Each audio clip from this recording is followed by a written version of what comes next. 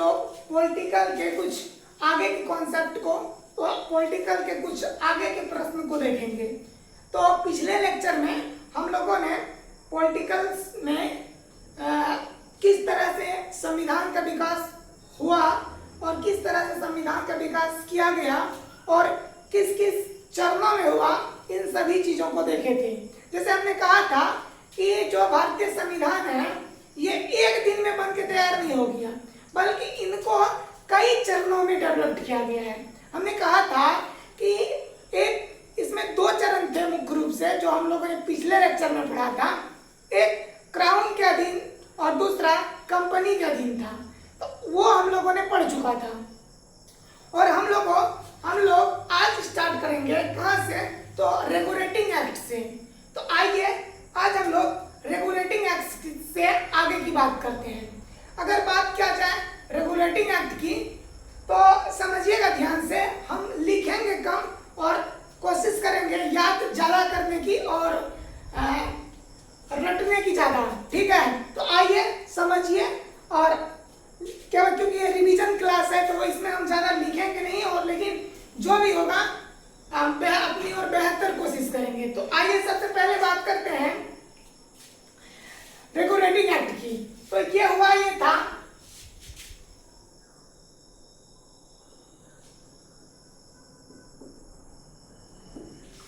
Regulating act की बात किया जाए तो ये 1773 में आया था। कब आया था, याद रखिएगा, ये 1773 ईस्वी में आया था, ठीक। अब जब ये आया तो ये एक समिति के सिफारिश पर आया था। उन समिति का नाम पूछा जाता है तो उसको याद रखिएगा, ये गुप्त समिति के सिफारिश पर आया था। किसके सिफारिश पर, तो गुप्त समिति था, उनके सिफारिश पर यह आया था। और ये भी पूछा जाता है कि इस समय पीएम कौन था। तो ब्रिटेन का इस समय जो पीएम था उनका नाम था लॉर्ड नॉर्थ। क्या नाम था, लॉर्ड नॉर्थ। फिर से याद रखिएगा, लॉर्ड नॉर्थ जो था वो इस समय इनका पीएम था। और जब रेगुलेटिंग एक्ट आया तो इसी में एक बात और कहा गया, इसमें कहा गया कि जो कंपनी की जो एकाधिकार है, कंपनी की जो एक अधिकार था, हम लोगों ने पिछले लेक्चर में कंपनी के बारे में देखा था कि वो किस तरह से उसका पीरियड कब से कब तक था। तो अगर आप नहीं देखे हैं तो पिछले लेक्चर देख लीजिए। तो इस रेगुलेटिंग एक्ट के तहत यह कहा गया कि कंपनी की जो एकाधिकार है उनको 20 वर्ष बढ़ा दिया गया। क्या कर दिया गया, तो 20 वर्ष के लिए बढ़ा दिया गया। और साथ ही इस रेगुलेटिंग एक्ट के तहत हुआ ये कि जो बंगाल का गवर्नर था, कहाँ का, बंगाल का जो गवर्नर था, उनको क्या किया गया, तो गवर्नर जनरल बना दिया गया। गवर्नर जनरल बना दिया गया, गवर्नर जनरल बना दिया गया।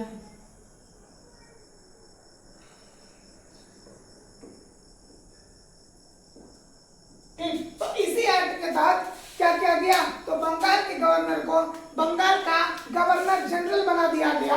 और बंगाल के गवर्नर जनरल बन के आए कौन, तो वारेन हेस्टिंग्स। कौन आया, तो वारेन हेस्टिंग्स।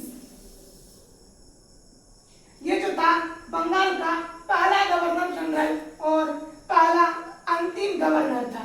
क्या था, इसे समझिएगा, वारेन हेस्टिंग्स बंगाल का अंतिम गवर्नर था, अंतिम गवर्नर था और पहला और फर्स्ट गवर्नर जनरल बना, फर्स्ट गवर्नर। तो क्या हुआ था, तो ये जो था यही लिख देते हैं। तो ये जो फर्स्ट क्या था, फर्स्ट गवर्नर जनरल बना, बंगाल का फर्स्ट गवर्नर जनरल बना। तो ये पूछ दिया जाता है तो इसको याद रखेंगे। तो बंगाल का अंतिम गवर्नर था वारेन हेस्टिंग्स और फर्स्ट गवर्नर जनरल बन के आया कौन, तो वारेन हेस्टिंग्स ही। अगर वारेन हेस्टिंग्स की बात किया जाए, अगर हम लोग वारेन हेस्टिंग्स की बात करेंगे,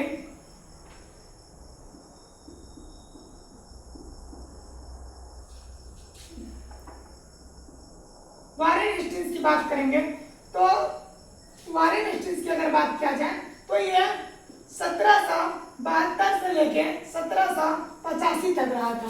और यही व्यक्ति है जो क्या किया था, बंगाल में द्वैध शासन को समाप्त किया था। इसने द्वैध शासन को समाप्त किया था। और अगर और इसके बारे में बात किया जाए तो ये वारेन हेस्टिंग्स जो था इस पर 1885 ईस्वी में क्या किया था, तो इस पे महाभियोग लगा था। क्या लगा था, महाभियोग लगा था। तो एकमात्र ऐसा गवर्नर जनरल है जिस पर महाभियोग लगा है। और भारतीय इतिहास जब हम लोग पढ़ते हैं तो इसको पूरे डिटेल से देखेंगे, मतलब भारतीय इतिहास में इसको पूरा डिटेल से हम लोग पढ़ेंगे। अभी बस इसके लिए इतना ही। और अब आगे अगर बात किया जाए तो ध्यान से समझिएगा, ठीक है। तो हमने क्या बताया कि 1772 से 85 तक वारेन हेस्टिंग्स का भारत में आया, ये उनका कार्यकाल है। इस पर द्वैध शासन को समाप्त किया। इसने 1785 में, किसने 1785 में इसने क्या, इस पर क्या लगा था, महाभियोग लगा था। इसको याद रखिएगा कि 1785 में इस पर महाभियोग लगा था, ये बहुत इंपॉर्टेंट है। इसके साथ ही अगर हम बात करें रेगुलेटिंग एक्ट की तो ध्यान से समझिएगा।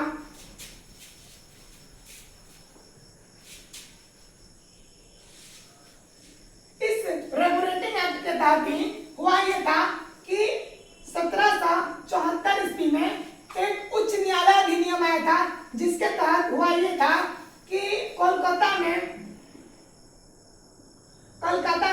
एक उच्च न्यायालय का गठन किया गया था।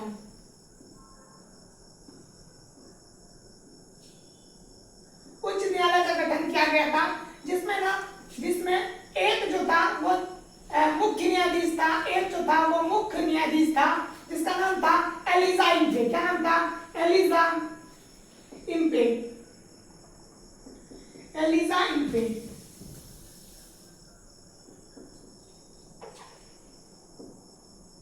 एलिजा इम्पे और इसके साथ 3 और थे। एक का नाम था हाइड, दूसरा का नाम था चेमेस्टर और तीसरा का नाम था लेमेस्टर। हाइड, चेमेस्टर, लेमेस्टर। हाइड, चेमेस्टर, लेमेस्टर। तो हमने क्या कहा कि 1773 के रेगुलेटिंग एक्ट के तहत 1774 ईस्वी में कोलकाता में उच्च न्यायालय का गठन किया गया, जिसमें एक जो था वो मुख्य न्यायाधीश था। साथ ही इसमें इसके जो मुख्य न्यायाधीश था उसका नाम था एलिजा इम्पे। और साथ ही इसमें और 3 अन्य भी थे। एक का नाम था हाइड, दूसरा का नाम था लेमेस्टर और तीसरा का नाम था चेमेस्टर। साथ ही इस एक्ट में और एक बात की कही गई,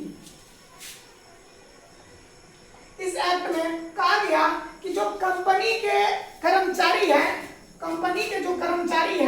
वो क्या कर सकते हैं, वो बिना लाइसेंस के क्या नहीं कर सकते हैं, तो व्यापार नहीं कर सकते हैं। वो इसी एक्ट का तहत कहा गया था कि अगर कंपनी के जो कर्मचारी हैं वो बिना लाइसेंस के व्यापार नहीं कर सकते। और साथ ही ये भी कहा गया था कि कंपनी के जो कर्मचारी हैं वो क्या नहीं कर सकते, भारतीयों से उपहार नहीं ले सकते हैं। उपहार नहीं ले सकते हैं। ये बात बताया गया था 1773 के एक्ट के तहत। तो फिर से समझिए हमने क्या कहा, 1773 के एक्ट के तहत सबसे पहले कि अगर कर्मचारी अपना व्यापारी नहीं कर सकता जब तक कि उसको लाइसेंस ना हो, और साथ ही जो कर्मचारी है वो उनको उपहार लेने पर भी प्रतिबंध लगा दिया गया था। और इसके साथ ही अब आया था एक एक्ट, ध्यान से समझिएगा,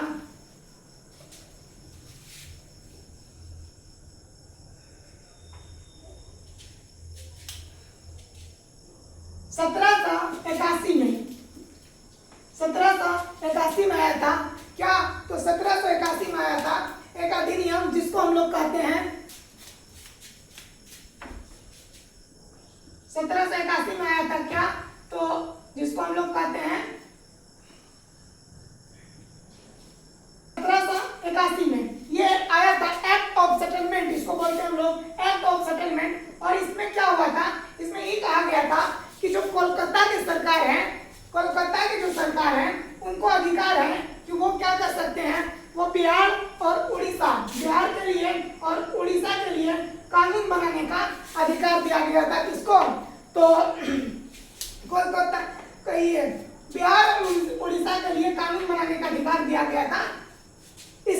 अधिनियम के तहत, और साथ ही इस अधिनियम के तहत ये भी कहा गया था, इस अधिनियम के तहत ये भी कहा गया था कि जो 1773 की रेगुलेटिंग एक्ट की जितने भी कमियां हैं उनको दूर किया जाए, जितने भी कमी है उसको दूर करने के लिए इसको लाया गया था। अब अगर आगे बात करेंगे हम पिट्स इंडिया एक्ट की, तो ध्यान से समझना है। 1784 क्या आ गया? पिट्स इंडिया एक्ट आया 1784, ठीक। तो अब जो है ये पिट्स इंडिया एक्ट को अब हम लोग अगली क्लास में देखेंगे और फिर इससे आगे हम लोग अगले क्लास में पढ़ेंगे। धन्यवाद।